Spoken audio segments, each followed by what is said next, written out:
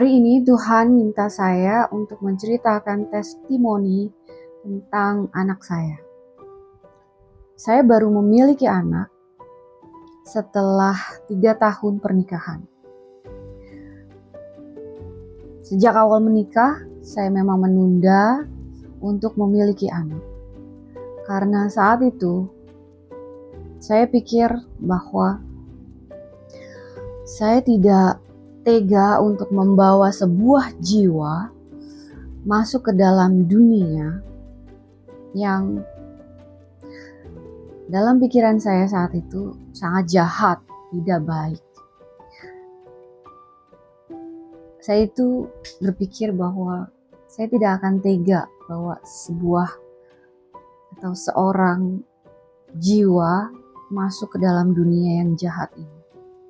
Jadi tahun pertama, tahun kedua, saya menunda untuk memiliki anak. Bahkan saya berpikir saya tidak mau punya anak.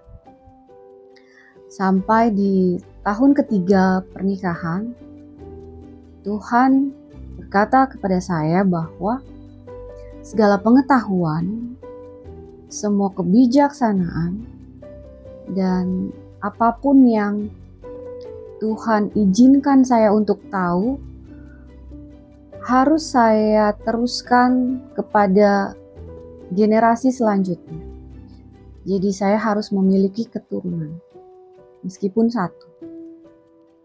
Lalu saya hanya bilang sama Tuhan, saat itu dengan berat hati, saya bilang, baiklah, saya mau punya anak, tapi satu saja.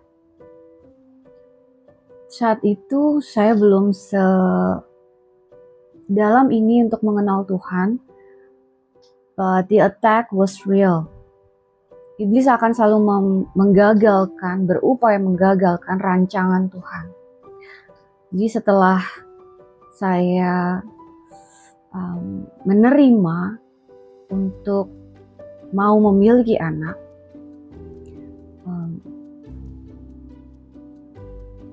saya harus keguguran 2 kali dalam 1 tahun.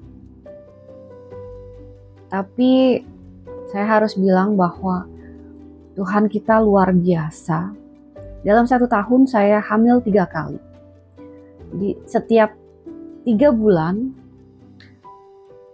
kehamilan pertama saya keguguran, 3 bulan saya hamil lagi, lalu keguguran lagi, dan 3 bulan setelah itu saya hamil lagi. Di kehamilan ketiga itu pun saya harus bed rest selama 5 bulan.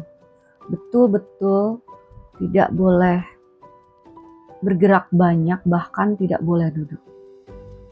Ternyata tidak berhenti sampai di situ.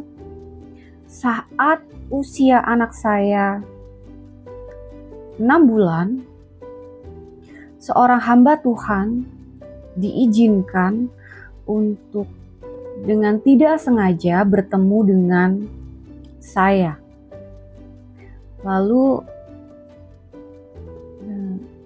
ia bilang kepada mama saya bahwa saya harus melakukan pelepasan karena ada sesuatu di dalam tubuh saya yang mengikuti saya dari kecil, dan jika itu tidak dikeluarkan, sesuatu itu akan mengambil anak saya.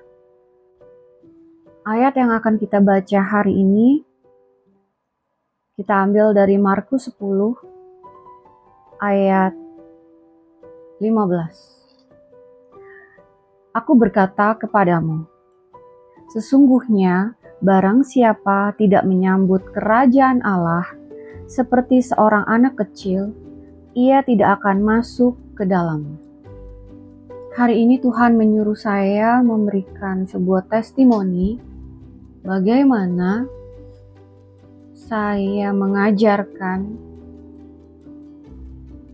kecintaan terhadap Tuhan, berpikir positif, dan dampaknya di dalam hidup anak saya.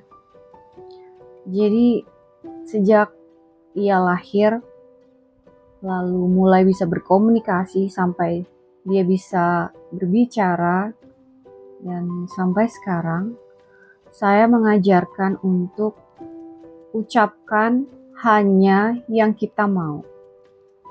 Ucapkan hanya apa yang kita mau untuk terjadi. Dan saya sangat konsisten untuk berbicara apapun di depan anak saya hanya hal-hal yang baik.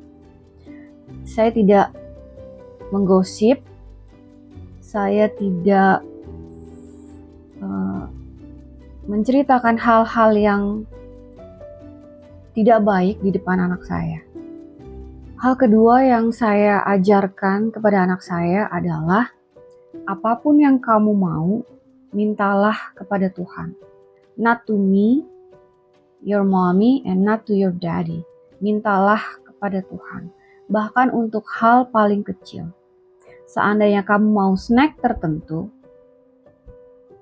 ask God to give it to you. Bahkan untuk hal yang besar, mintalah kepada Tuhan. Lalu saya mengajarkan dia setiap hari untuk mengucapkan salam ketika ia berangkat sekolah. Selamat pagi Tuhan. Good morning Lord. I love you Lord. Setiap hari kami membangun sukacita kami di dalam Tuhan. Dan ternyata sejak kecil saya tahu bahwa keputusan saya untuk mengajarkan semua yang positif dan mengenalkan kepada anak saya bahwa Tuhan kita adalah Tuhan yang hidup, berdampak luar biasa di dalam kehidupannya dan di dalam kehidupan kami. Jadi setiap kali saya kurang sehat atau sedang sakit atau eyangnya atau omanya atau bahkan dia sendiri, dia hanya menumpangkan tangannya di bagian yang sakit, lalu dia berdoa minta Tuhan menyembuhkan. Dan mukjizat Tuhan luar biasa. 5 menit atau 1 hari setelahnya atau beberapa jam setelahnya, kami langsung sembuh. Dan saya tahu bahwa testimoni ini memang harus disampaikan kepada siapapun yang mendengarnya. Barang siapa bertelinga, hendaklah ia mendengar. Ada satu hal yang saat itu membuat saya cukup amazed, karena anak saya sekolah di sekolah yang bukan sekolah yang mewah, karena Tuhan menempatkannya di situ. Lalu suatu ketika setelah terima rapor, dia melihat puzzle mainan yang dia berikan ke sekolah saat itu rusak, basah.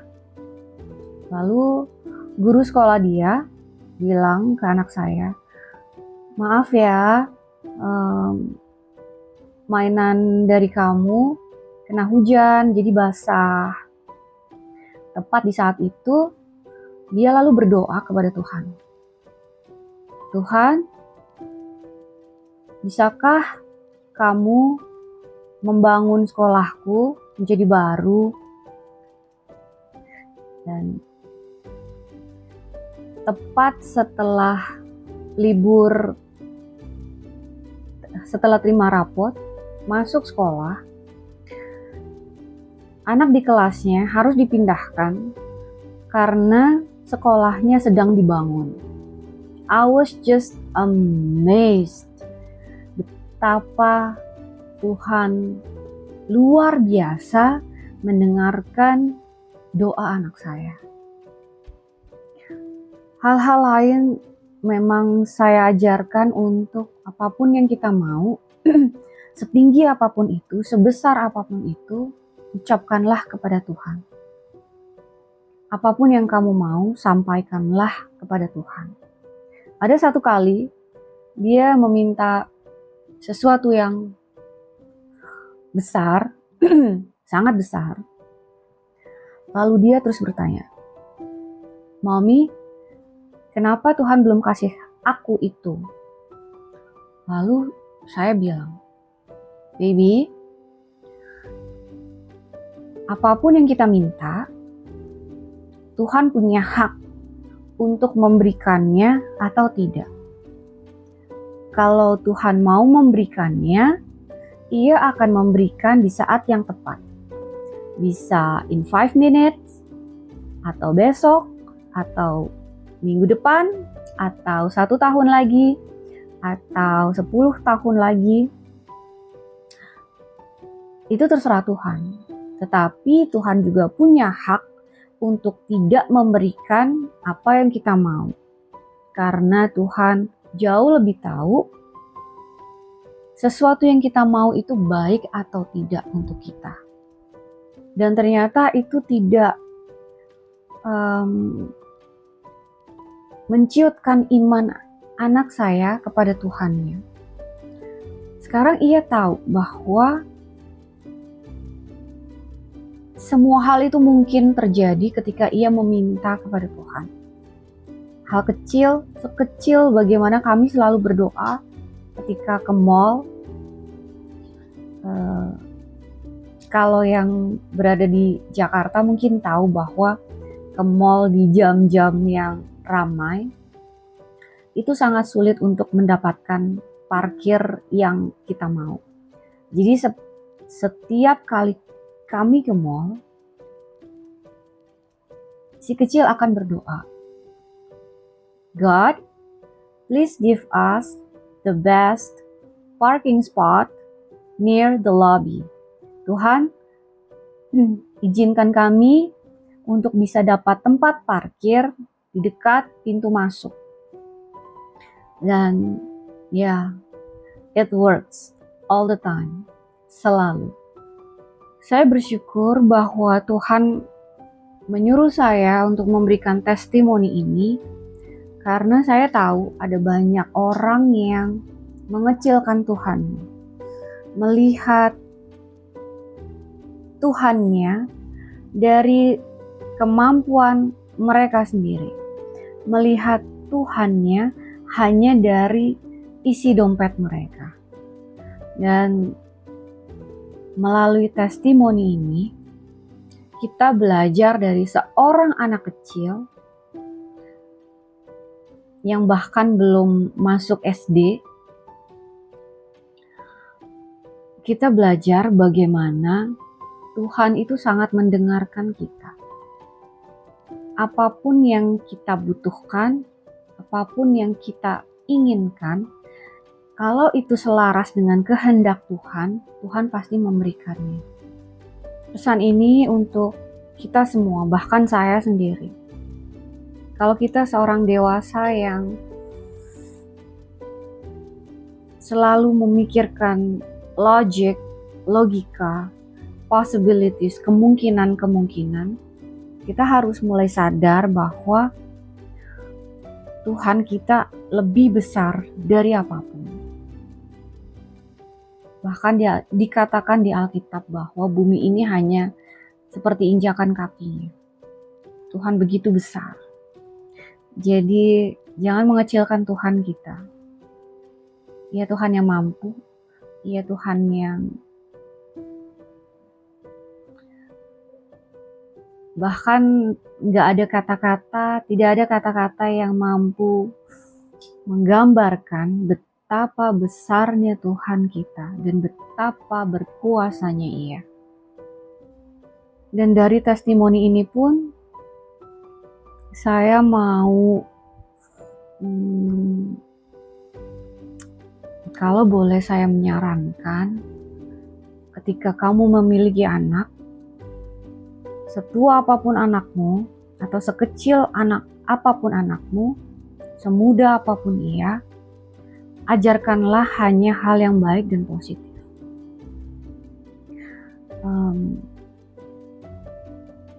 Jangan ciutkan imannya dengan berkata bahwa kita tidak mampu, itu terlalu besar, kita tidak punya.